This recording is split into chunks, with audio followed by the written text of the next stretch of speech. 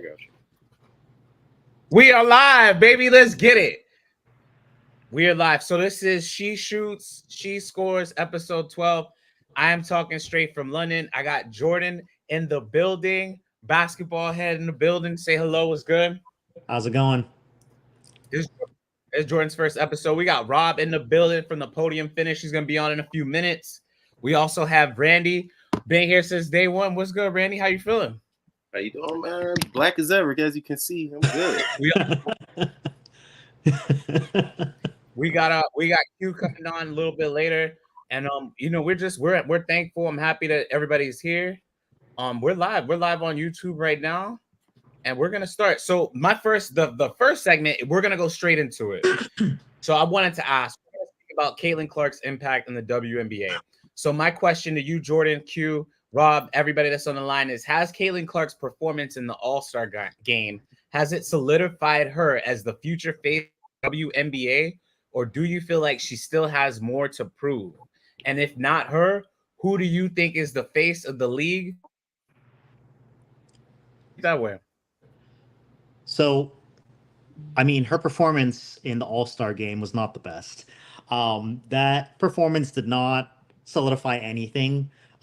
She just had a cold shooting night, but she is the face of the WNBA.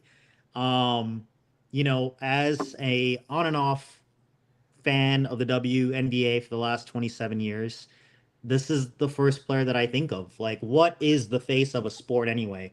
The face of the sport is the most recognizable figure. That's what the face is. It's the most recognizable figure on the human body, right? Ken Griffey Jr., Derek Jeter, LeBron James right now, Travis Kelce. These are the first names that you think of when you think of a league. And the first name that everyone thinks of is Caitlin Clark, you know? I mean, we can go into sort of the numbers. Like Indiana Fever home games average 16,898, fans in attendance every home game. Okay, think about this. In the year 2022, the first full NBA season where you could attend live sports, right? Because there was this huge yearning to get back to live sporting events right after COVID-19. The Indiana Fever would rank 18th out of 30 NBA teams in terms of attendance. 18th. They are sandwiched between the LA Clippers and the Phoenix Suns. The Phoenix Suns won 64 games that year. Okay, they won. They were the number one seed. The Indiana Fever would be sandwiched between the Clippers and the Phoenix Suns. She is the face of the league. There's like no other argument. It's absolutely her. Randy, you got something different? You got a different pick? Is CC the face of the league, or you just is Jordan just a warrior? She's the future of the league. I feel like she's the future. Yeah, like all right, for example, like how LeBron's the face of the league right now, but they're trying to give the face of the league to Jason Tatum at one point, to John Moran at one point, to Zion at one point. She's like right now you have like you can't take it away from Asia because Asia's a beast right now. And she's getting the exposure that she, is deemed necessary. But when it comes down to it, the league is trying to give her that mantle position. But she's going to have to do her due diligence to earn it. So is he a CC warrior? No, I feel like this is regular business basketball talk. But I don't think she's like the league is forcing her into position, just how they're forcing Mr. Celtics down there, Jason Tatum, to be the face of a league. And he didn't want it. Sort of breaking news. It was just reported that the 2024 All-Star Game had 3.44 million views. The highest rated All-Star Game of all time prior to this was 2003, 1.44 million views. This was 2 million more views than the second rated, highest rated game all time, 21 years ago. Yeah, they sent that to my email as well. Q, you had any thoughts? We're asking about who the face of the league. You're going to be wearing that shirt all summer. I got you. Celtics gear all summer. I got you. He is Celtics fan. Boy, he ain't washed it yet. When I don't blame you. I will wear it every day. Randy, I think you bought me this. What's your money? I ain't lie. I did. Honestly, going yeah. like watching all this she scores, seeing all the Celtics jerseys is not like I don't know, man. I'm feeling kind of way about that, you know, You see, you because getting high. It's just a natural reaction once you see the Celtics. just You're just like, ugh. innate What's I going know on? we're all antagonism. Heat fans. We all Heat fans, Q. We're all Yeah. Heat fans here, so you know. Y'all didn't want a summer league. Yeah, we did. We did. Y'all know what that means. Pat think y'all good. Y'all not gonna sign nobody now.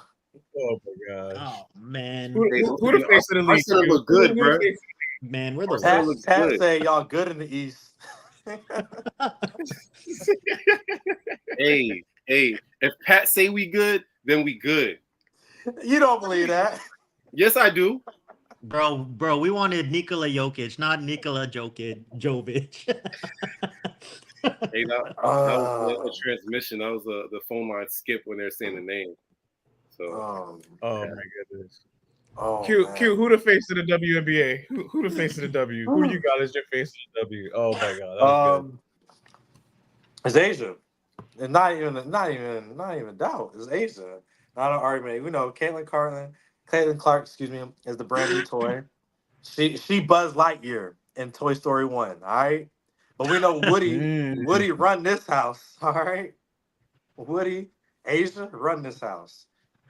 Let's not forget that. Many came, many come. Miss Potato Head, the Slinky, The Slinky. Rex, all of them. The little army soldiers, they all done came, they all done went. But Woody run this, all right? Let's not get that twisted. Ain't no new sheriff in town. She's the best player in the league. You know, there's no argument. But the best player in the league is not always the face of the league. In fact, the best player in the league, I feel like, is rarely the best player. Is it like the face of the league is rarely the best player in the league? You know, for the W? No. So he's saying in general. Sports in general. Tim He's saying in Duncan was general, never the face of the league. Like Tim Duncan wasn't the face of the league, man. When was he the face of the league? You know, when just most sports, like the best player is usually not the face of the league. It's the most popular person. It's the most recognizable figure. That's what the face is. So if I could share my points, what are you gonna say? If y'all got more to go, I'll let y'all go. Go ahead, Q. Yeah. Tim Duncan was never the best player in the league ever. So He won him MVP, being the face of the league, He won MVP. He won 2 is out of there. MVPs.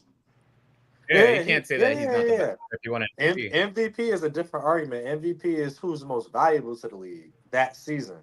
That's different being the face. The face is the pillar. I hear what you're saying, Jordan. Now to push back to agree with Q's point, I never thought Tim Duncan was the best player in the league, but there is an argument to be made. If you did win an MVP, you're technically the best player in the league. That's the only thing I push back a little bit against. But I hear both sides on that argument, honestly. So Steve Nash was better than LeBron James when he won MVP? No, that's not an equivalent argument. I'm using Tim Duncan winning an MVP as evidence to support my case that I thought at one point he was the best player in the league. But no, Steve Nash is not better than LeBron James. Okay, but at any point. In hindsight, Steve Nash beat out LeBron James for the MVP award. For sure, yeah. Twice. So, yeah. So like I'm using that as a way to counterbalance your argument essentially, because MVP is a little, if it was rated off of true talent and given look, how would I say it? Did Tim Duncan deserve to win MVP? Absolutely, because without him, the Spurs would have not climbed to where they were. But does being MVP technically correlate to you being the best in the league? I still don't think so, because at that time we had a man in the league named Kobe Bryant that everybody feared.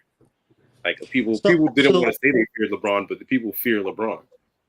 So I guess I'm talking about like Ken Griffey Jr. was probably never the best baseball player in the league. I mean, maybe he was, but he was definitely the face. Same thing with Derek Jeter, right? Like this is just sort of, just the nature of sports. I mean, Caitlin Clark, I mean, I feel like you can't argue with like the numbers. Like Tony Hawk and skateboarding. This guy was like 40 years old when he was the face of skateboarding. He wasn't the best skateboarder at the time, you know?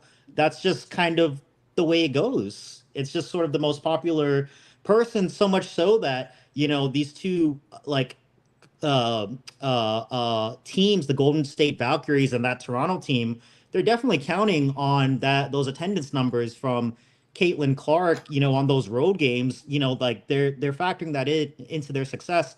She has to be the face of the league, you know, because we're making so many financial investments based on her, you know, success. He's making some good points. Rob, let's hear some of your thoughts. So Rob just got on too. Who's with the podium finish. Shout out to Rob. He's a journalist as well. Works with Dallas Wings. Rob, we're asking who do you think the face of the WNBA is? If you don't think, I mean, well, that's what I was gonna ask. Who do you think the face of the WNBA is so far?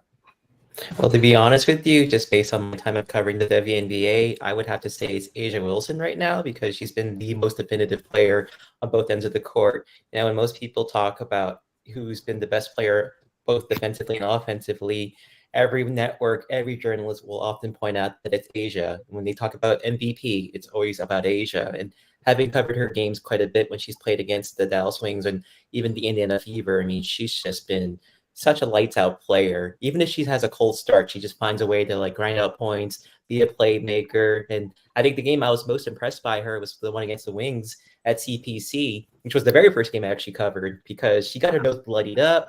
She was a warrior on the court and she didn't back down. Even when she was asking for some and ones and all, she just was just grinding it out. And I could see why, you know, when people were saying, well, it's not just about Caitlin Clark or Angel Reese, you got to know about the other 142 players that are on these teams, that Wilson's the face of the league. So at least in terms of like who's the star right now, if I have to point out to an icon for the W right now, I would have to go with Wilson from the Aces. Okay, so we got, so I think that's what, 2 votes for A'ja Wilson right now? Wait, who did Randy vote who you for? said? I voted for A'ja as well. Okay. So you got Randy for A'ja, Q for A'ja. Yeah. And Rob at A'ja, Jordan has CC. And Caitlin is a great player. She finally looks like she's figuring it out. But how you said like the face is the most recognizable body part, I still think it's A'ja. Like Caitlin, you'll notice, you know, a person if they have protruding other areas, right? If they have nice assets everywhere else, almost just as recognizable as the face. Can you further explain that? I'm confused. What do you mean by that, Steve? Sometimes one of the most recognizable parts on the body is not just the face, you know. Sometimes you'll notice the toes, the fingernails, the hair, the butterheads. Or Your editors have to get this one, Jabari. It's sorry, my Wi-Fi is cutting in and out, y'all. So like I'm live in London, y'all. You know, obviously for us in the home studios, it'd be a little different. I didn't know if y'all asked me what my thought was, but to Q's point, I loved his analogy about Buzz Lightyear. So who do I think? I think right now, y'all not gonna like this answer, but so be it. I think right now, Caitlin Clark is the face of the WNBA. I think the best player in the WNBA. I think the best player in the WNBA by far is A'ja Wilson. Absolutely. But I think the most popular player in the WNBA is Caitlin Clark. And the reason why is because, so again, I'm in London. I was at the game. I talked to fans all over the game. Hey, I'm a journalist. I works with the NBA and the WNBA. And every single person that I spoke to, I'm talking about whether they be from Manila, from the Philippines, whether they be from Scotland, whether they be from the United States, whether they be from France, Paris, you name the country, every single person asked me, why isn't Caitlin Clark on the Olympic team? And I had no answer for them. I told them all, I said, based on talent, I told you guys, I thought she should have been picked alone. I thought based on popularity, that would be a slam dunk. I couldn't tell you. But one thing I could tell you is that even though she's never played an Olympic game, and she's only played 25 games into her WNBA career, she is arguably the most popular person. And I mean, to Jordan's point, he mentioned all all of the numbers and statistics. I'll give you another number. She's the only person that had 700,000 votes in the All-Star game. And so far, we already seen it. It went to 3.4 million views. It's the highest rated All-Star game, and she captured the most votes. And this is a rookie 20 games into her rookie career.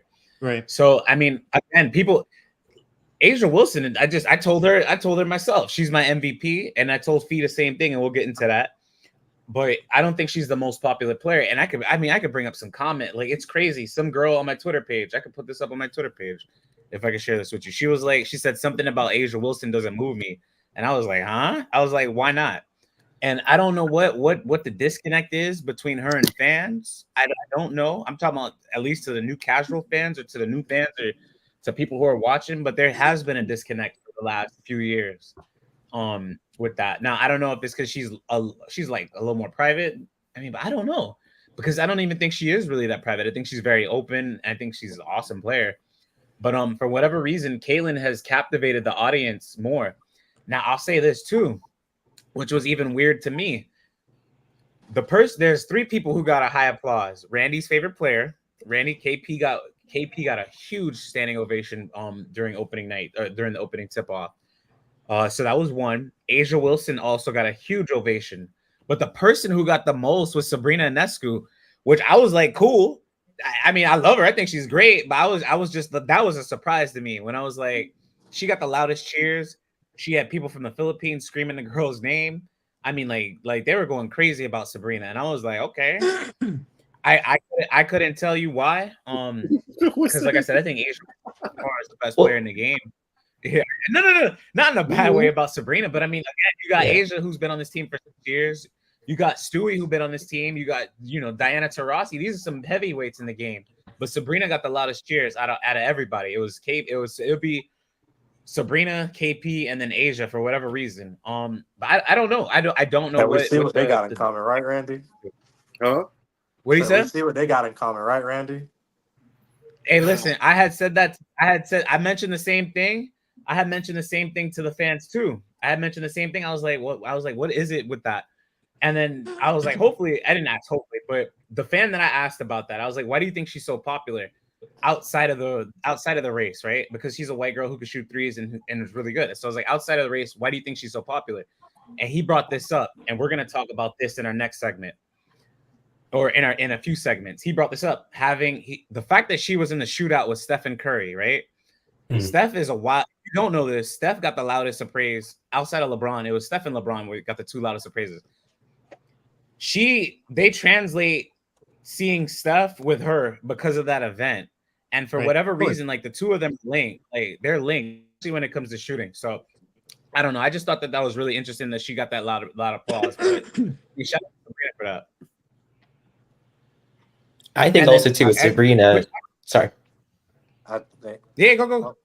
I was just saying with Sabrina, maybe she's kind of like someone who is a little bit like if Caitlin couldn't be there, she's kind of like a good surrogate, if you will, to be the Caitlin of that team. Good point. Because she's been one of the veterans who's actually been pretty embracing of Caitlin.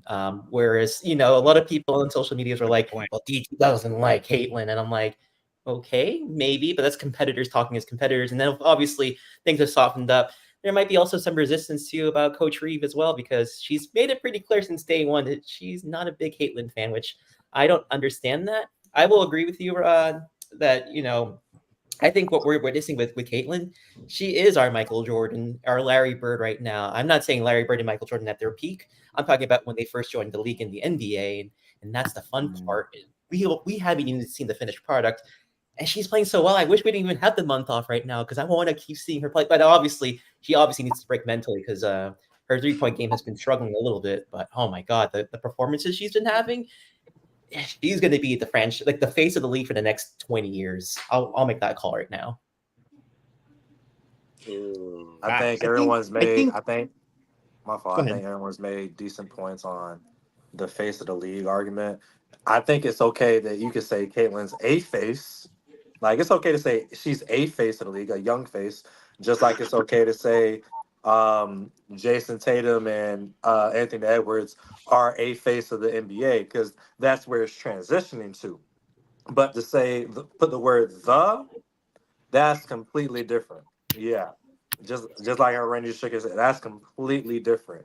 Here's You have to be a proven. You have to prove that you can win on the highest level to be even inserted into the face. That's a good point, Q. And I know Caitlyn hasn't had that chance yet, but that's just how it goes. You know, she's a young That's a good face point. of the league, yes, because people are watching That's a because good of point. her. Just like Angel Reese is a face of the league, but to say they are the pillar, the backbone, you can't I would say that disagree. yet. I disagree a little bit on that.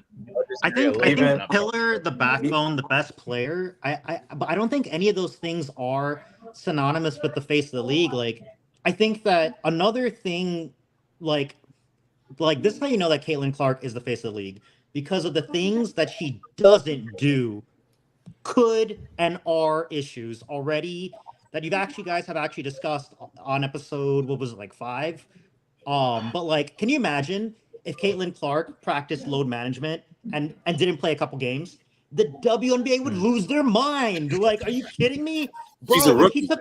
If he took 5 games off, that's 5 sellouts that they just don't have anymore. Because the average non-Caitlin Clark game is 7,000 less attendees than a Caitlin Clark game. So it's like, I mean, that's a lot of money they're gonna lose. You know, I mean, these are huge. Also, when she didn't comment on Dejanay Carrington, it became a small story, like whether or not she should comment or not. But it reminded me a lot of, like, do you remember in 2007, LeBron, who's face of the league, would not sign that petition for Sasha Pavlovich about Montenegro leaving Serbia? Do you remember that? He went around the locker room and was like, hey, LeBron, can you just sign this for me? And LeBron said, I'm not going to sign it. I need to research this more before I could just put my name onto this sort of petition. And LeBron was actually praised at that point for essentially not putting his name on a social issue, because it was like a wise business decision. He didn't back himself into a corner like Caitlin Clark could have done with Dejanay Carrington. And that was deemed a wise business move. It was almost like Republicans also buy sneakers by Jordan in the 80s, you know? They're not backing themselves into a corner. But that's how you know she's the face. When she doesn't do things, she still is in the news. All about image. That's also even with the I'm happy she LeBron did, though. I'm happy she did point, shut up everybody though with what she said. Mhm. What are you gonna say? I said even And we with can the LeBron 2007 point, in my personal opinion, I don't think LeBron was the face of the league in 2007. He was a young I would face. disagree. It was transitioning to LeBron, but he was not a proven winner like a 1A option. 1A options. You can win a championship. You've won a championship off the back of that player, whoever that player is. I think there's just things. we can. I'll end on this. I think LeBron was the face as soon as he stepped. Well, let me rephrase. As soon as he signed for buying that Hummer for $100,000 and got jerseys, and he had the press conference in high school where he told everybody he's going straight to the league. That's the day he became the face of the NBA. He was the Caitlin Clark of the league. That's what he was. Yeah. Oh yeah. You had players. He had his people on his own team even stating, "I don't see how an 18-year-old could come into the league." And people are already anticipating all of this. Maybe he can come in and help. Maybe he can come in and bro. It was the same position. LeBron had that spot. Was he an impact on his team? Yes, but let's be honest. LeBron James, physically, nobody in the WNBA can compare to that type of physicality that he brought to the game. But LeBron, as a player, he could compare. I mean, LeBron's the greatest basketball player of all time, so I'm not going to compare Caitlin to him yet. Yeah, that's what I'm saying. Physically, you can't make that comparison because he was a physically dominant player, bro. That like Caitlin is, she's not the fastest, she's not jumping the highest. She's just shooting deep threes and passing the ball and turnovers. That's all she do. All right. Sorry. That's all. They don't all pick up Buzz Lightyear, and now they running with it. Is she a proven winner? Has she won a championship? Has she done any? She hasn't had the opportunity to win. Why are we making those assumptions just yet? We haven't seen her do it, so why are we We could only hope, because the same way people hope Zion was going to come into the league and that's a good point. That's like a you good point. can't make that assumption. You could only base off the games that you've witnessed. Good point. So, but out of the games that you've witnessed, she's leading the league in assists. Okay, and who's leading the league in turnovers? She is leading the league in turnovers. Her team is in the playoffs. Yeah, I'll He counter leads the that league though. in 2 stats, bro. 2 stats. I'll counter that though, because I've seen this on the talk shows with Colin Coward show and all that. She's a risk taker, and that's what's going to happen. She's going to make some great passes, and she's going to make some foolish ones too in terms of turnovers. And I think during this break, she's going to probably reevaluate. I know she doesn't want to touch a basketball, but I would have to imagine that being the competitor she is, of course she's going to be reviewing some film before the August 16th game against the Phoenix Mercury. So I'm sure whoever she's training with, or just talking with her family and all that, or just by herself being this student of the game, she wants to clean up those mistakes. Now, does that mean she's going to be fault-free and she's not going to drop from first to like third in the turnovers? Oh, of course not. She'll probably still lead the league in turnovers, but with the risk comes the rewards of what she can do. And I think when she untaps that potential, I'm not saying this year, maybe next year, 2 years from now, I mean, she'll be a really amazing player. She's getting there. If we were having this conversation in May, though, I don't know if you told me she's gonna have a triple-double, I'd be like, yeah, right, not happening. And to combat that point again. So I mean, right. So if I could, I was gonna say, what were you gonna say, Rainy? And we're gonna get so Rainy, I'm gonna let you get the last word, and we'll go on to the next one. I was just gonna to refute that. I was just gonna make the statement that like I understand that she's a competitor. Like I could definitely see it, because even when they were doing the half court shots and Angel Reese made her shot and she didn't, you could see it on her face that it bothered her. Absolutely, I wouldn't expect her to be nothing else but a competitor, because watching her play, you could have seen that. But what I am saying that as like, for example, LeBron. As an example, LeBron James, like he was critiqued for making the right pass. He was highly critiqued for making the right basketball pass. Yeah. When they're saying, "Oh, he had 3 people on him, he should have shot it." Like, she just has to be smarter with the ball, because it's in that conversation, you're damned if you do, damned if you don't. So for her, she's just gotta. I personally, as a fan, as a competitor, like I just don't want to see the turnovers. Like that would bother me. So why isn't it bothering you? I don't blame you. I don't blame you on that too. I mean, I think her assisted turnover ratio, she needs to get at least a 2 or 3 to 1. Other than that, like a 1-to-1 assisted TO ratio is not good. So she has to get her TO assisted TO ratio at least to a 2 before the end of the year. Like then I can say okay. But she can't be at a 1. She's like at a 1.3, 1.4 right now. She has to get that up to at least a 2.1. She needs to get to a 2.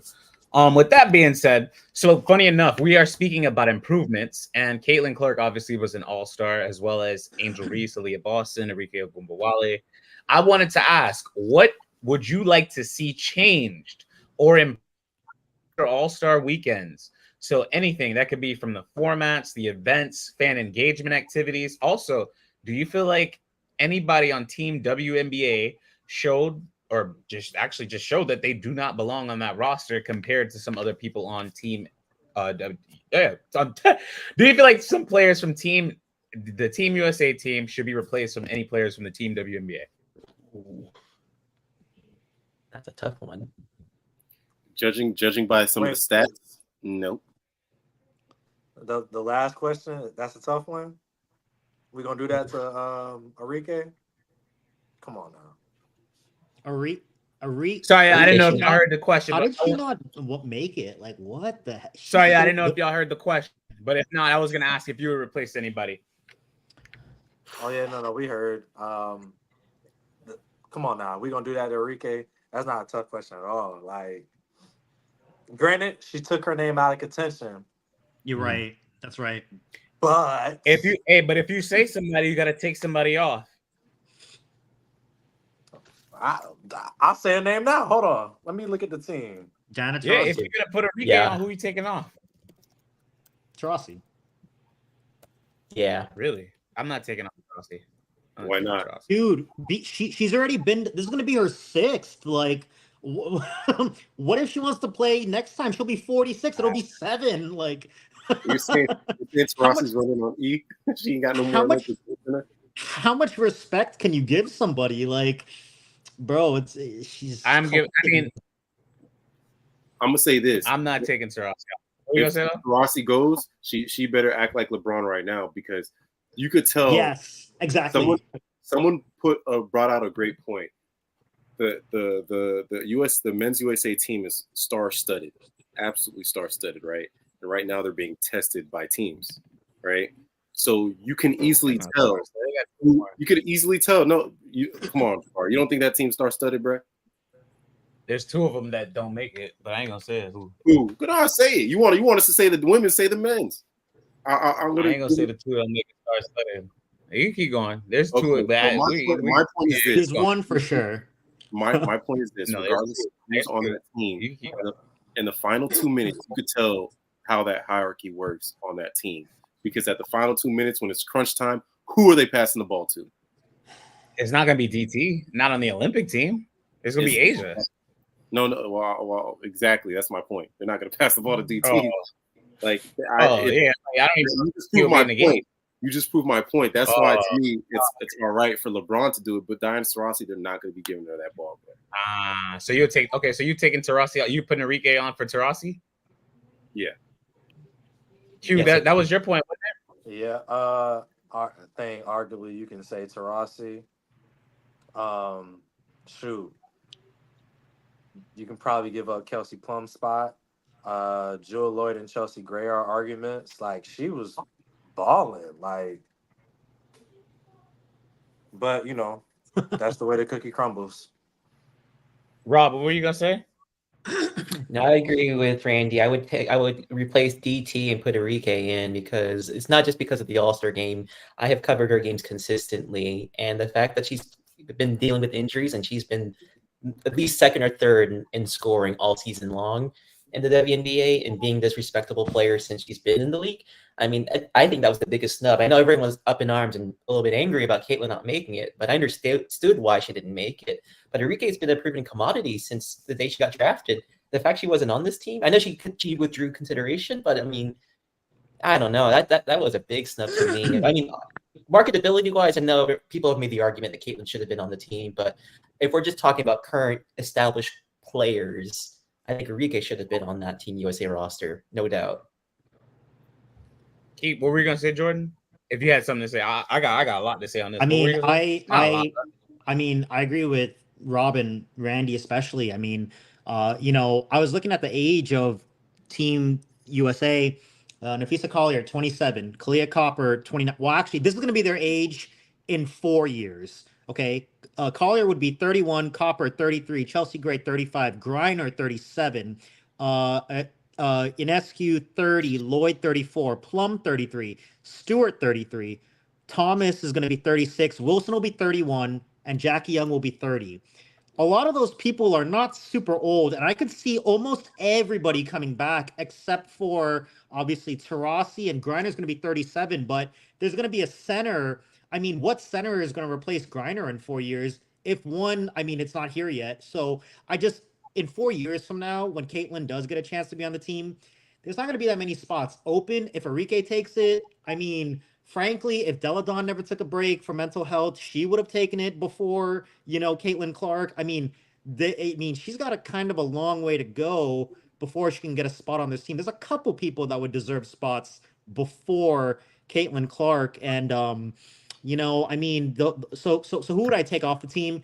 Taurasi for sure, and maybe Kelsey Plum.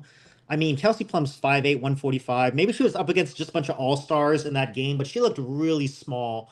And, I mean, she's the point guard on the team that averages 88.7, number 1 in the league, with the fewest turnovers, 11.2 in the league, point guard for that team. But still, like, I don't know. I feel like, Arike would have been a better choice than Kelsey Plum. So let me say this: every person that's made the All-Star team for their first year, I'm keeping on the roster. So Kelsey, I would keep. I mean, like this is Randy. So when we were arguing before, when I said, "Hey, who would I replace if I had to just pick one player?" It would obviously be her. I feel like she's the last one off, and then I put CC on. But now, if I could remake this Olympic team, I'm keeping Asia, I'm keeping Stewie, I'm keeping Fee. And then we're going to just start from scratch. I want Ryan Howard on this list. I want Arike Ogunbowale on this list. I want Caitlin Clark on this list. I want Angel Reese on this list. and then we're going to start to fill out the rest with vets. So with that being said, if we need a backup center, here you go, BG. I'm absolutely putting Taurasi on this roster. I love having her on that team. Why? Because she's a rock. If she needs to play 5 minutes, so be it. Let her play 5 minutes. I'm good with that. But what I want for her to do is impart, like I told Randy, but I know she ain't gonna do it. But what I want for her to do is impart wisdom to the rest of the team. I want players to learn from Diana and to grow and to take this summer experience and become a better player. That's what I thought that the WNBA missed, is introducing new fans and casual fans and fans that are old head fans. Just they missed that boat by having them all intermixed. And if they would have had a bunch of people who are not known to casual fans, like these players are already, they're 30, like Jordan mentioned, they're getting ready to be in their 30s soon. So people have been watching them for at least 5 to 10 years, right? So now is the time that you can introduce, especially when you have this Caitlin boat come in, you can introduce the fans to new people. Hey, this is Ryan. She can cross you the F up. You know what I'm saying? This is Arike. She can make sure you look embarrassed anytime that you play against her, right? And again, it was crazy because even people in London were talking about Arike Ogunbowale. So that was just a crazy thing. Now, I'll say this. Outside of the roster, some of the things that I would change about All-Star Weekend. Number one, the scheduling. I would never have a game. So I was at the same game Caitlin was at and Aliyah was at. We were sitting right there on a Thursday night in Dallas. On Friday night was the All-Star game. Now, obviously, I went to London. They went to Phoenix. And then, that is insane. There should never be a back-to-back from the All-Star game to the end of the regular season. That's insanity. I was like, I can only imagine how tired these two women are. And then they got to go to practice. I'm like, this is stupid. Practice? So the WNBA, we talk about practice? they need to get the scheduling fixed. That's the first thing. Second thing, what I would change about the All-Star game, they need to introduce NBA players or more WNBA players. So I'll start here. I think it would be personally fun to see a skills challenge with Steph Curry and Sabrina Ionescu, right? So if that means if you get the women at the WNBA or if you get the women at the NBA All-Star Weekend, the same way they had Sabrina versus Steph, why not have an NBA counterpart or a WNBA part, them doing the skills competition together? I think that that'll be really interesting. You see a Caitlin Clark and you see a Tyrese Halliburton, right, representing the Indiana team, or you see a Arike Ogunbowale and a Luka Doncic representing the team Dallas, right? I think that'd be the WNBA. Write that down, take that, send that to the NBA. That needs to happen like immediately. And for the same token, I think what were you gonna say, Q? I was saying that's funny that you mentioned Luka as one of the WNBA players called out that he don't even watch the game on Twitter. I know, right? It's actually ironic. But go ahead. But what I'm saying is just having that it goes back to what you're saying, what we spoke about, just having that cross promotion between the brands. I would absolutely introduce that. The second thing that I would introduce, the fact that Caitlin wasn't in the 3-point contest was just kind of silly.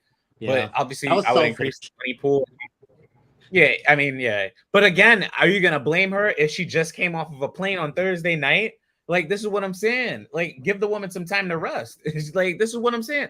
She literally, the game ended at 10 o'clock. So that means she would have had to catch a flight at 12 o'clock at night, arrive at Phoenix at 2 or 3 in the morning, this is silly. And then you want her to compete 6 hours later? Come on, dog. Like, I was tired. You know what I'm saying? So, like, I can only imagine. I didn't even play 40 minutes. Like, that's stupid. So that goes back to the scheduling. So but what I was going to say, back to the 3-point, I would introduce more people to the contest. There's no reason why there's only 4 people in the contest. Make it an 8 to 12 person contest and get this thing cracking. So that would be the other thing. So I would like to see cross promotion. I'd like to see more participants, and I'd like to see a better scheduling, especially when around All-Star Weekend. So those are my 3 biggest egregious things, at least. Like I didn't understand that. I would like to see a one-on-one, like Queen of the Court contest. That would be cool. Oh yeah, that'd be lit. That's what I would really, really like to see. Mm-hmm. Can I ask this though? Why did it take so long to announce the participants for the 3-point contest and the skills challenge? Because I feel like in the NBA, we know way in advance. Yeah, they didn't know who was playing it. Yeah, they should bring back that, like, like the young player, the legend, and then the super old player.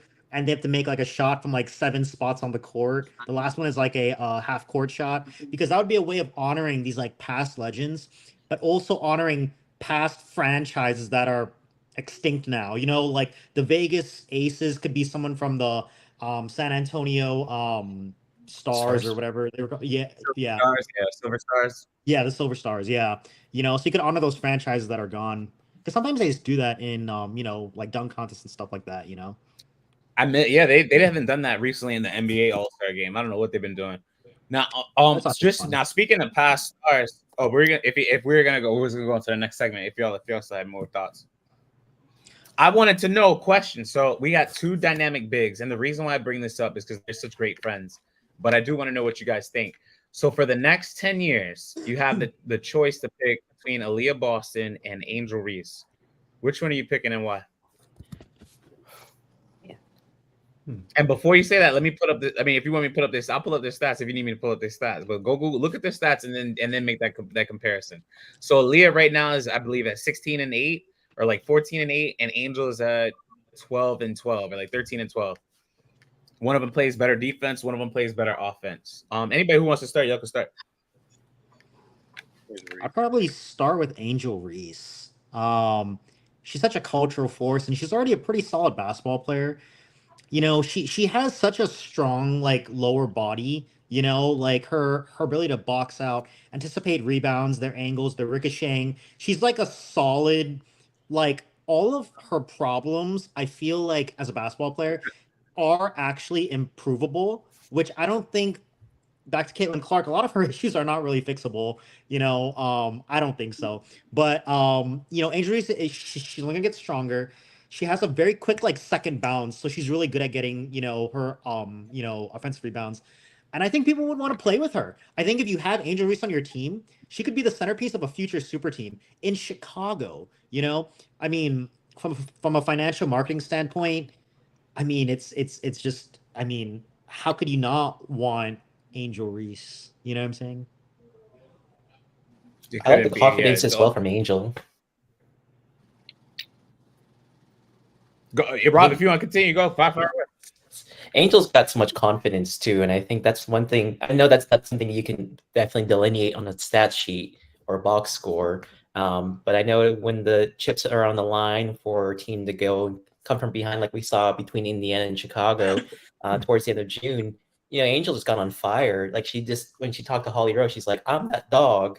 You got to have a bit of a swagger." I'm not insulting Aliyah Boston because we know what she did in college. She's a champion and all, but a great player. But I think for me, Angel just has this mentality that she thinks she's one of the best, and I like that from her. Right. She dominates both ends of the ball, and as Jordan said, she definitely has that coachability aspect with a team that may not be the best right now, but if you build a bunch of players around her, or if she goes to another team, she's a dominant force. I would pick her for sure. Q, y'all, bro. Who y'all? Q, Randy. I think I know who y'all rolling, but who y'all rolling with? Come on, man. Rookie of the year. You know, my girl, Miss Reese. Y'all still on that? Miss Reese. Come on, man. I'm just asking. That's all. I'm just asking. If I'm a team owner, I'm picking her because of what she does on and off the court. Right. Exactly. So I got a better question. Is that who you picking number one? If you had any young star to pick out of all of them, 22 or under, that's who you're rolling with? Let me think about everyone who's 22 and under. Hold on. To build a franchise, including Juju, including Paige, etc.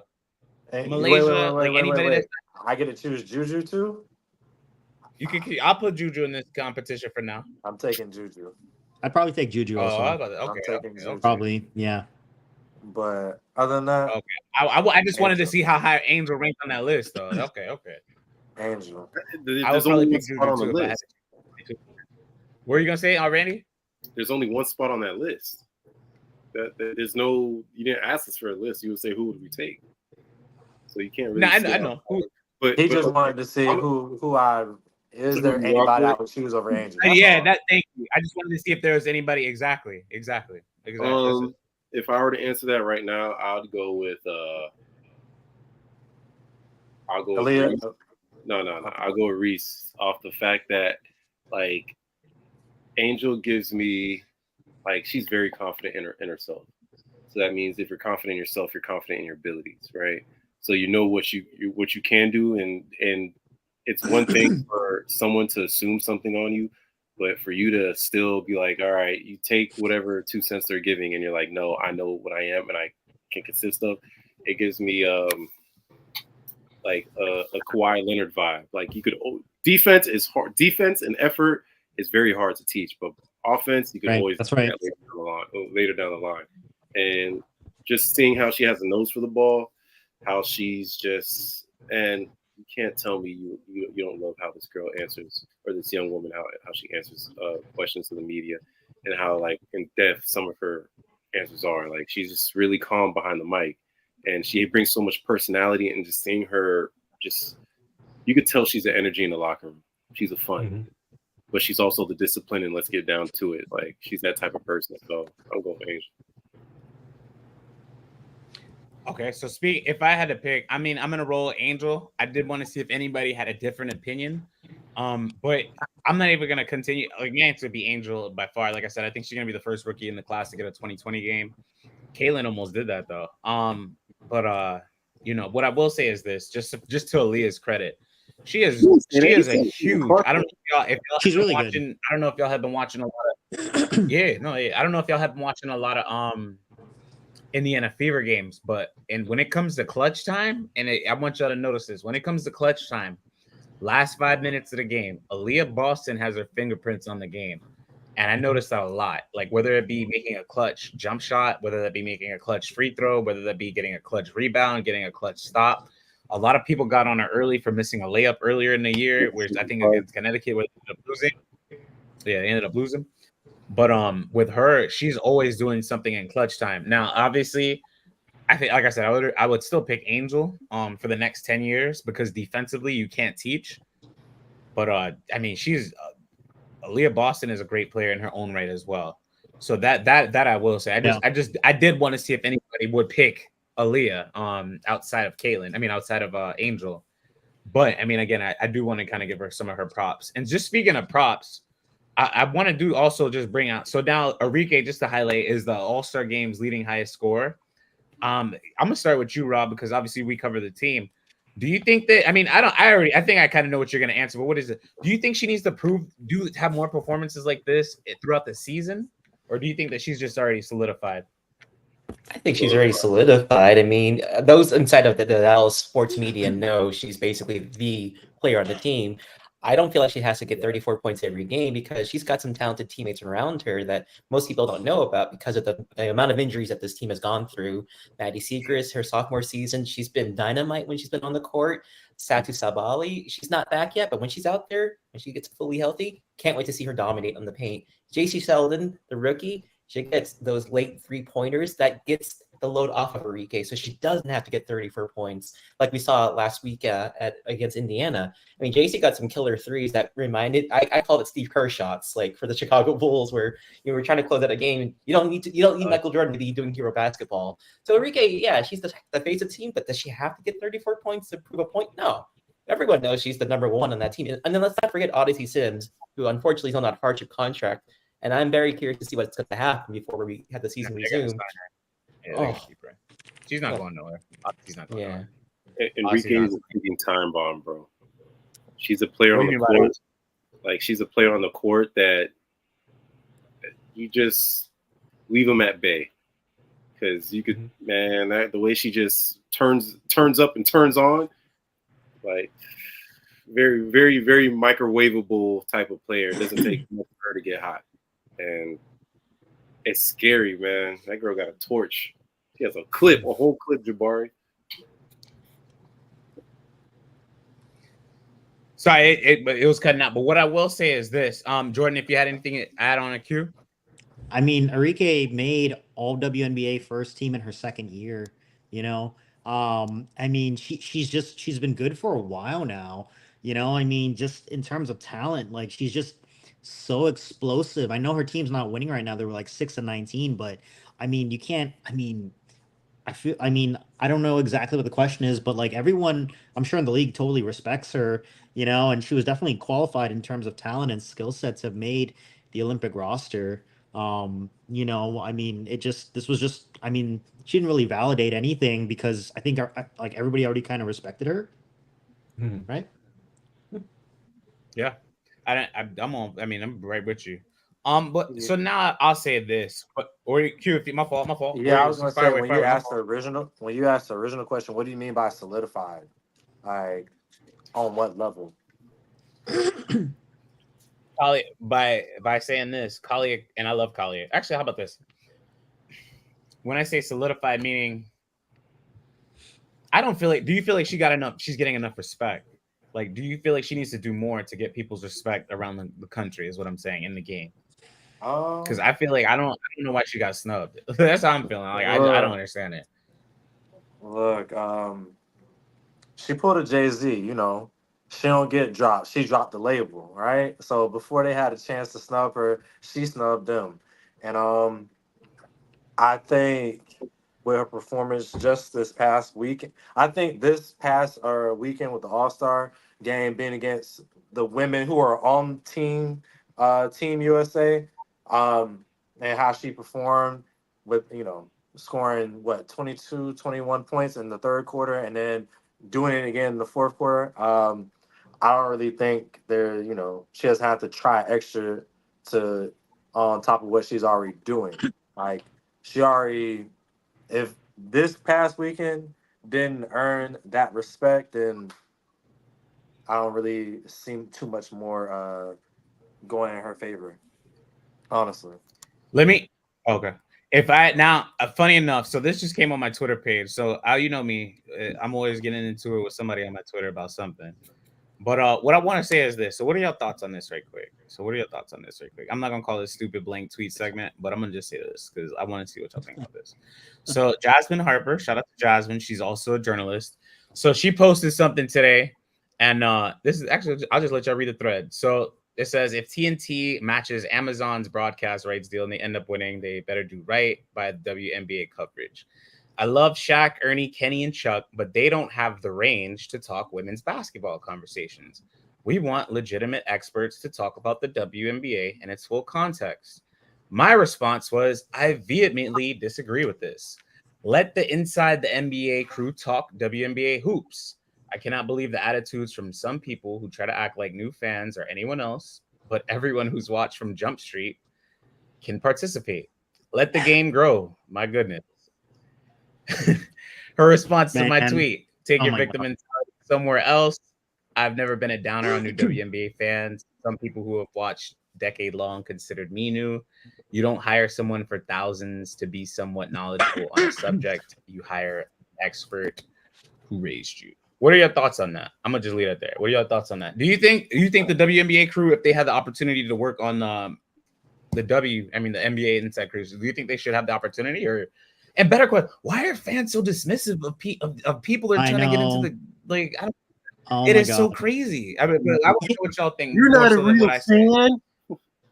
You know, it's like, can you imagine? I mean, I've talked to Jambari about this off air, but like, can you imagine if all of those Taylor Swiftie fans, like that the NFL, that market they were able to tap into last year, if the NFL was like, you guys aren't actually watching the game, you guys are just watching Travis Kelce, you guys aren't real fans. It's like the amount of revenue brought in. Nobody in the NFL was like, whoa, like, get out of here. Like that's insane. You know, like, I mean, we're literally, this is how you grow the game. Most people that watch the NFL, and this is totally non-factual, but we're either interested in Taylor Swift, fantasy football, or gambling. Those were like the three like huge reasons people were watching sports. I feel like true sports watchers, longtime sports watchers, are actually kind of becoming slowly becoming a minority almost. You know, I mean, this attitude, it's so dismissive. I mean, we're just trying to watch the game and, you know, take my money, take my views, like, please, you know. I just want to watch someone that I've developed a relationship with for the past 3 years. Caitlin Clark, Angel Reese, Paige Beckers, you know, like all of them. Like I want to watch all of them. I just don't get it. Let me ask y'all a question. Let's dissect it. The Go, first part. what are you gonna say? I was saying let's dissect. You can hear me, DJ? DJ, can you hear me? That man running off a British bar. It's I'm doing my best. What were you saying, Q? I was saying, let's just analyze it bar by bar. Do y'all believe that Shaq, Ernie, Kenny, and Chuck have the range to talk about women's basketball? Yes. Yes. I'm gonna say off the simple argument. If you're gonna keep the same argument, then Candace Parker shouldn't be on there with them from time to time discussing basketball. Exactly. Hoopers know hoopers. The same. Exactly. Shaq has 3 daughters, or I don't know how many daughters, but he has 2 of them. Exactly. Exactly. Let me her back. Let me her back real quick. So for someone to make a blind assumption like that is she don't know exactly. My question isn't based on so much their sex, but just their actually what do they know about the game? Are they watching the game? So they bring Candace Parker on there because I guess in some sort of way, she's proven herself tested that she is knowledgeable about the NBA. But can you say the same about Shaq, Kenny, Ernie, and Chuck? This is not me picking a side or anything. This is just me just thinking about things. How much do they know about the WNBA to really talk about women's basketball? Aside from just them 4, I would want somebody who knows about the game, who's going to take it seriously on covering it. Yeah, I want them to be funny and entertaining, and that's what Shaq, Kenny, and Ernie and Chuck do. But I don't want them to just be talking out the side of the neck and not knowing, what they're so much talking about. But keep going. Yeah, of course. Like, you know what I'm saying? I feel you, but at the end of the day, I feel like, all right, Q, you could attest to this. You're a hooper. Jabari's a hooper. You could get on the court and tell by how somebody's like stance, how they walk, how their feet jump off and warm up. You could tell a lot about a player without having to actually see him play. And a part of that is coming from that basketball culture. I absolutely agree with you. Somebody who knows the history of the WNBA, but just because it's like we're already saying that they don't know anything, and we don't know if they know anything. These guys, they're well adept, and they know who Candace Parker is. You gotta understand, Shaq grew up with a few good hoopers in his time. Reggie Miller's sister, like that. That's a running joke amongst them. Like, just because yes they cover men's sports doesn't mean they don't know anything when it comes to women's sports. Well, it's like us in this room right now. I mean, we're men, but we also follow what goes on in women's sports. So, that's the thing. Yeah, no. I'm just saying, if I were to have them do it, I would want them to like be themselves, but also like get on there and like do their own research. Agree. Yeah, that's just it. You just want them to be prepared for the broadcast, which sometimes they're not. They don't know the names of the roster, and because sometimes they don't know. We want them to take it seriously in the league. Yeah, but in terms of quality of analysis, I mean, when it comes to like tennis, John McEnroe broadcasts women's tennis all the time. Like, it's like the same sport, the same ball, the same racket. It's the exact same everything. So, I mean, this comment is invalid. I say this because she's talking about victim mentality, so be it. But I don't like when people try to dismiss people for what. And I'll say this because she's and thank you, Randy, for your point. She's making a judgment based off of somebody's work. She doesn't know if Shaq does or does not watch WNBA, which I don't know if he does or doesn't either, or Ernie or Shaq or Chuck or Charles, whoever. We don't know what they know. And like to Q's point and to Jordan's point, Rob as well, I would want them to obviously have knowledge about the sport, but I'm not just going to completely dismiss them. You know what I'm saying? And I'm not going to completely dismiss them. And that would be stupid. Why? Because they have a fan base of their own. And it's like, do you guys not want the sport to grow? Do you not want the sport to grow? That's the ultimate question. Because you've been doing it a certain way for the last 27 years, and it hasn't grown the way that you wanted. So now the question is, do we do it a different way? And the answer should be yes. You should put a 22-year-old rookie or 2 of them that no one's ever heard of on the Olympic team. You should have the NBA inside crew coming on. You should do a lot more things differently because you've been doing it a certain way for 27 years and it has not worked the way that you have wanted to work. We've seen teams leave the WNBA like Miami Soul, who I dearly miss, but it's like something else has to change if you want something to change. And if you're especially if you're trying to bring in a more male-driven audience that do not have families attached to the WNBA, you're going to bring in star power. So I love the fact that I hope that they can get this gig and revitalize the W because it's a great sport. And if you have people who are interested, and if somebody like Shaquille O'Neal says, "Hey, I would like to sign up to talk about the WNBA," and you're gonna sit there and tell them F no, or he's like F no because you need to watch more basketball, then just have Shaq watch more basketball. Yeah. It's not like Shaq was watching the NBA when he was. I'm not saying that he wasn't, but it's not like he was like so enthralled when it like he knew that's why they have the game who he played for. Yeah, and we don't want that. We don't want that in the WNBA. Who they play for? I do. I mean, honestly, yeah, I kind of do because that's like, right. I disagree with that. That's like Shaq in the full material. Because here's the thing: if you have every league has great players and they have not so great players. Poor JaVale McGee, great guy, but he was a victim of Shaq in the full for so long. And I just feel like it's brings out competitive nature in within somebody. So if you can't handle the heat, come on, bro. No. And based off her first, if TNT matches Amazon's broadcast rights and ends up winning, they better do right by the WNBA coverage. WNBA wasn't even doing right by themselves because why are you scheduling in the middle of the day at 12 o'clock when I'm at work and I'm trying to watch the game on my phone? You're not doing me a favor as a fan. I can't watch the game, or you're putting on two games at the same time. So how am I going to watch them? Like I like I have two devices. Like if the WNBA is not doing themselves a favor, so how are you going to tell a person like Shaq, who everything he touches turns into gold? How are you going to tell him no? Stop. Jasmine Harper. Hey, guess what? Guess who wants Shaq, Ernie, Kenny, and Chuck to host that show? TNT. Why do you think Charles Barkley is on college basketball coverage? He doesn't know anything about that either. But you know why? Because it's ratings. Because ratings will save your sport. I like Jasmine. She's a great writer.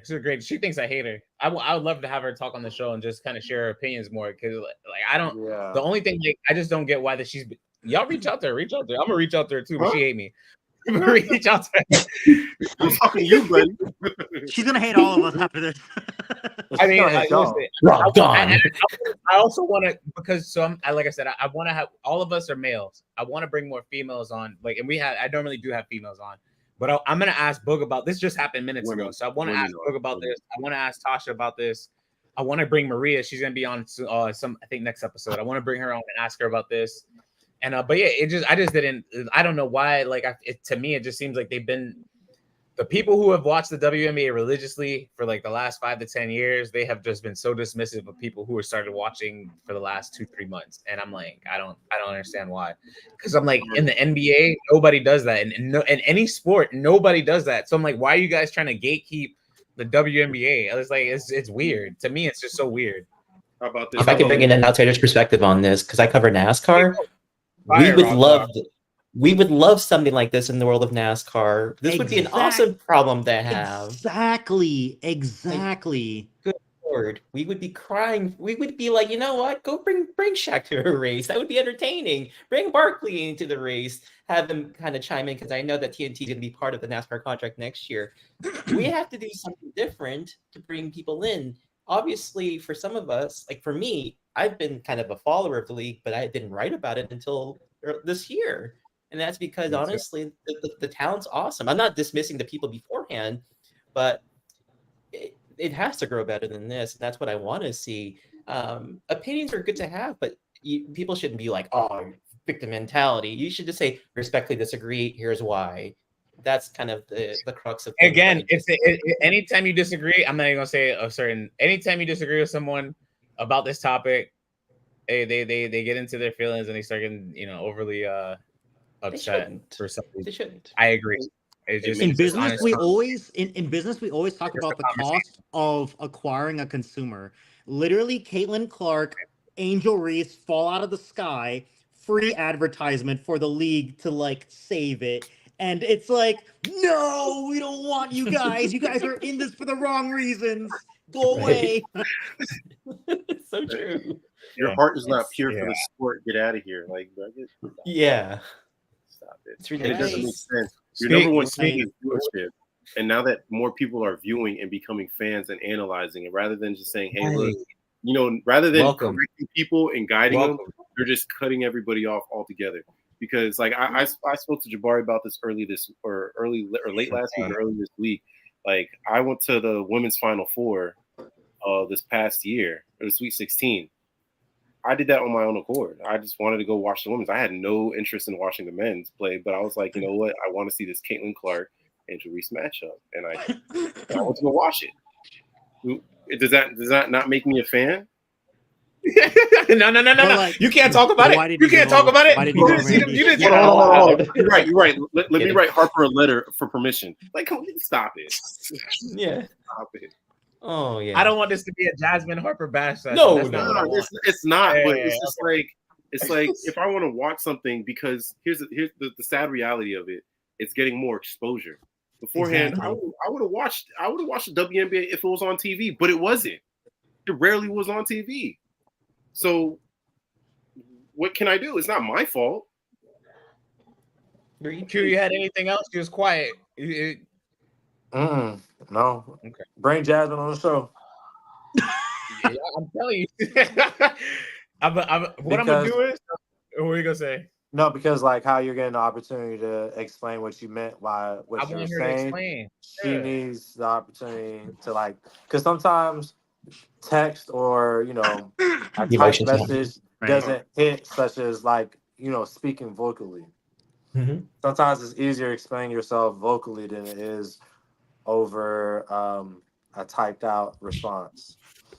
I'm gonna respond to her with the clip of this video. I'm gonna just clip it and then just post my response there. Don't do that.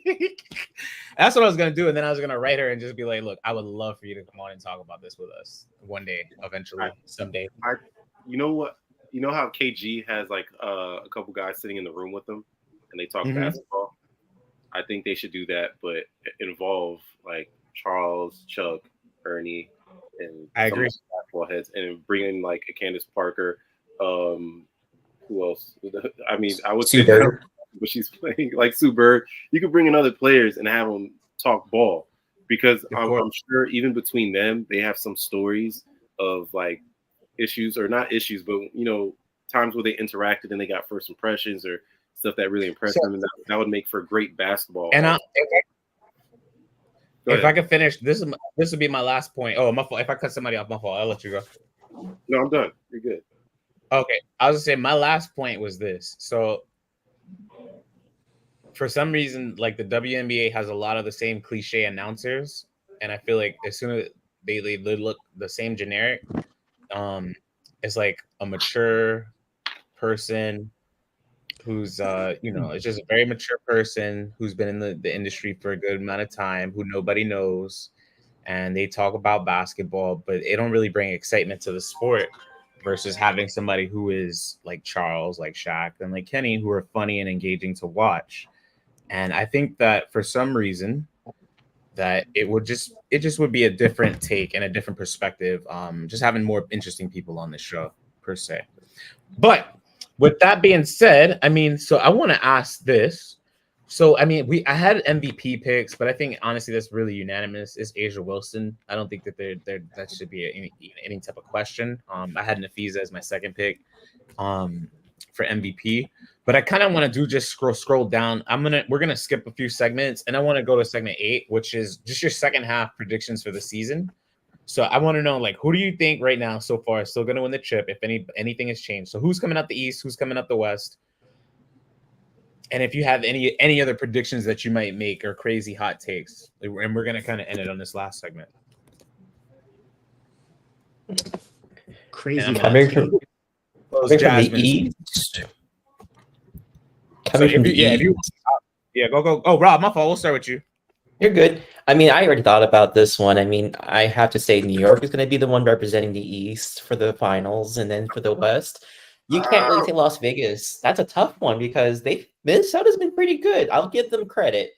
Coach Reeve has really, when they won the Commissioner's Cup against the Liberty, she took that pretty personally. She's like, now you can't talk. You got to talk about us. And I think that was a prelude to what we could see in the finals. I'm not dismissing Las Vegas, but consistency-wise, I think the Lynx are going to be the one representing the West. I do think the Fever are going to make the playoffs, but they'll probably get eliminated either in the first or second round. And don't dismiss the Dallas Wings. I'm not just saying that because I'm one of the beat reporters, but hey, look, don't look at their record right now. Like I said earlier, Maddie, Satu's coming back. Odyssey, if they keep her on, awesome, because I think that's going to be a team to watch in the West that could be, if not making the playoffs, being a spoiler for those trying to make the playoffs in the WNBA finals. Rob, you got some bullshit. Keep going. Yeah. Ooh. Let's see what else. Rookie of the year. I don't want to. I know you probably have talked about this, and this is my first time being on, so I don't want to. If you guys talked about it already, cool. I'm gonna just say my piece here.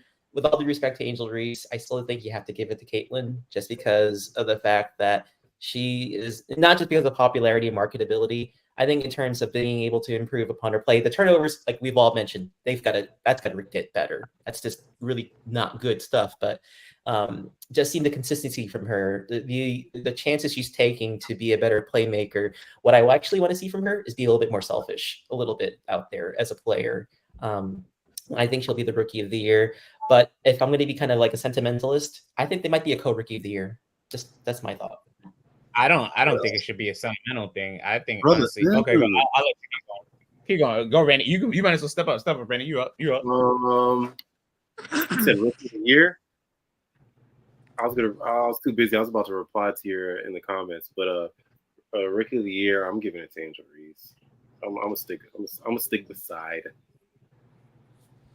And MVP is in Asia. Who you got out the East? Man, that was a question I forgot. Out the East, Liberty. Out the West, I'll say Vegas, because something about Asia's demeanor doesn't give me intimidated. It gives me she wants to get the job done, and she's putting on her best face till the job is done, and then Asia's gonna do this and just let y'all know what's going on. How she did at the last post-game conference. Like, she's going to let everybody know, hey, I told y'all this is what I do. Champagne bottle right here. I expect it. So, like, her demeanor is just, she's locked in to me. Like, that's what she seems like. So. Jordan, you up? My fault. All right, Jordan, Q, how about you? What's your answer? Yeah, I was going to say, you, let's play host. Let's play DJ. So, Jordan, go ahead. Tell us your opinion. Go for it, Jordan. That's where on the British words. The MVP is Caitlin Clark. No, I'm just kidding. Nervous, isn't it? No. The MVP is obviously A'ja Wilson. Best player in the league. It's not really close either. Not really. And rookie of the year, I've got Caitlin Clark. I feel like, the Fever are going to make the playoffs. They'll slip in. Her stats, her counting stats also cannot be she has a lot of counting stats too, a lot of counting turnovers. But I just think she's going to win. In terms of predictions, I've got the Liberty coming out the East, the Aces coming out of the West. Crazy prediction. I think the Aces are going to finish with the league's best record. They're 16-8. Who? The Liberty are 21-4. But if you look, they're 10-2 in their last 12 games. And listen to this. They beat the Storm by 11, Sun by 11, Sky by 12, Mystics by 11, Fever by 19, Mystics by 21, beat the Wings by 19. I mean, they're winning every game by 15, 20 points. Who are you talking about? The Vegas Aces. Okay. I mean, so they're on. I mean, they were on fire. 10-2 right before the break. After that slow start, I think that I've got the Liberty winning the championship. Though I think this is the year they become the first. They finally get a championship for one of the original franchises of the WNBA. Their first championship for one of the original franchises. Did everybody Q? Did you go? No. You didn't miss that much time. Chill. For Rookie of the Year, you know who I'm voting for. Angel since day one. I do think a more interesting storyline for the WNBA would be if they gave a co-MVP. Um, that would probably they could probably build off that Caitlin Clark Angel Reese rivalry more if they wanted to by doing that, and make more things more interesting for their sophomore year. Like who should have won? Have that kind of argument. S- Special shout out to Rickea Jackson from the Los Angeles Sparks. It's really entertaining watching her speak, Yep. her play. Um, Definitely, we haven't really got to talk about other rookies or haven't taken the liberty to talk about other rookies, but I just wanted to highlight her for a second. If you're watching the podcast, special shout out to you. She's one of my For favorites too. for the Western Conference, um, the Aces, and for the East, everybody's going with the Liberty, right? I am. That's Yeah. a smart bet. Let's do something a little more interesting. I'm gonna say the Sun. Like, let's just shake things up a little bit. She's very good. I think it's gonna be a tough match series, but overall, I saw the Aces winning the championship. In a series, playoff series, final series, it's hard to beat a team several times in a row. Um, you can catch them on one night. They might be extra tired from whatever scheduling and traveling scheduling they might be flying on, but to beat a team repeatedly in a row, that's tough. And I really don't see anybody beating the Aces several times over to win a series. So if I could go to Rob's point, I agree with you. I think the Minnesota Lynx could beat the Las Vegas Aces several times over. Would I pick them to leave the West? No. I say this. Rob. I like that pick a lot. I think if there's one team that could defeat Las Vegas, it would be Minnesota. I told Nafisa today. I said she's my pick for MVP, and what I meant to tell her was if Asia Wilson wasn't on this planet, she would be my pick for MVP. Because she's great, and that Minnesota Lynx team is serious. They got everything that they need to win. They got Kayla, they got a great coach, they got her, Courtney Williams is a great defensive point guard. They got a bench with Alanis. Like they're good. They're a great team, and they've already beaten Las Vegas. I mean, did they beat Las Vegas yet? I mean, like, did they beat Las Vegas? That'd be crazy. But I know for a fact that they already beat the New York Liberty for the Commissioner's Cup. So now to the East, I'm not picking New York. As much as I like Stewie, I'm not picking New York. I'm picking Connecticut, and I'm picking them confidently. Why? They just made a great trade from Marina Mavery, and I think she's going to help put them over the top. I think the only thing that they needed more was a spot-up shooter and some bench production, which Marina is going to be able to come in on day one and fill in both of those roles. So anytime Dejanay takes a seat, and I feel like Dejanay is a top 5 to top 15 player in the league, I feel like she doesn't get enough credit.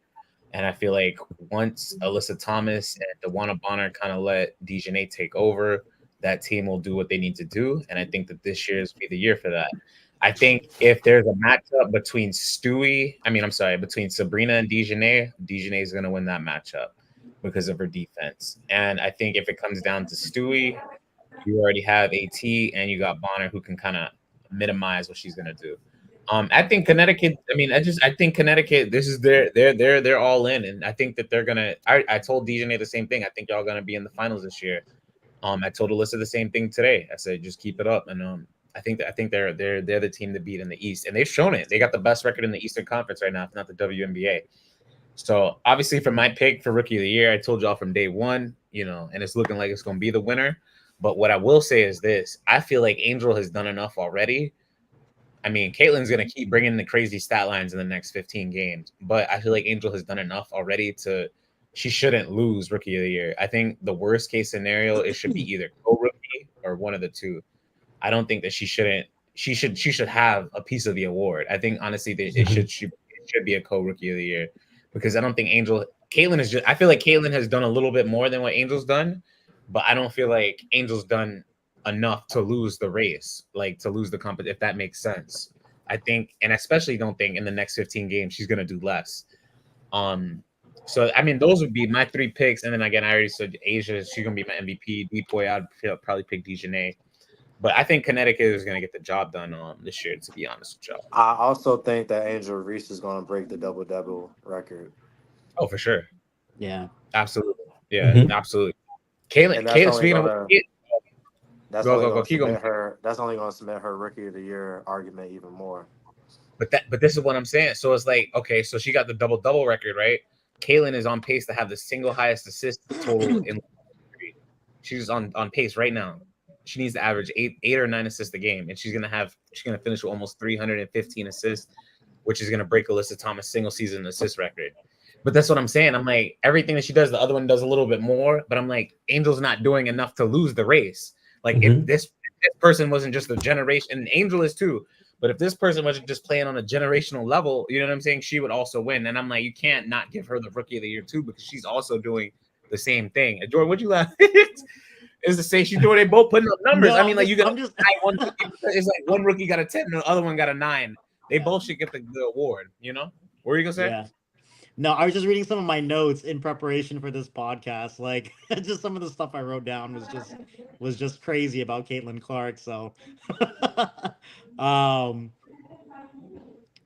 Caitlin Clark is on the Mount Rushmore of most important people to ever come to the WNBA.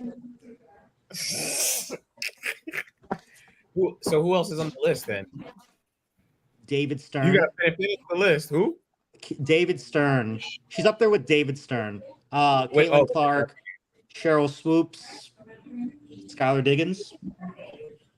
You know what's funny? I'll tell you this about that Skylar Diggins point. My wife said this too. She's like, Skylar Diggins was Caitlin before Caitlin. Yeah. And then she was like, but then this was her point too. She was like, but why did we stop hearing about Skylar when she said that? Why did we stop hearing about Skylar when she played in the WNBA? And I said I don't really know why. Yeah. I couldn't tell you. I could not tell you why a lot of these college stars do not translate into the WNBA. I could not tell you why. But for some reason, the next wave, they all have made this transition from college to the pros, and I'm thankful for it.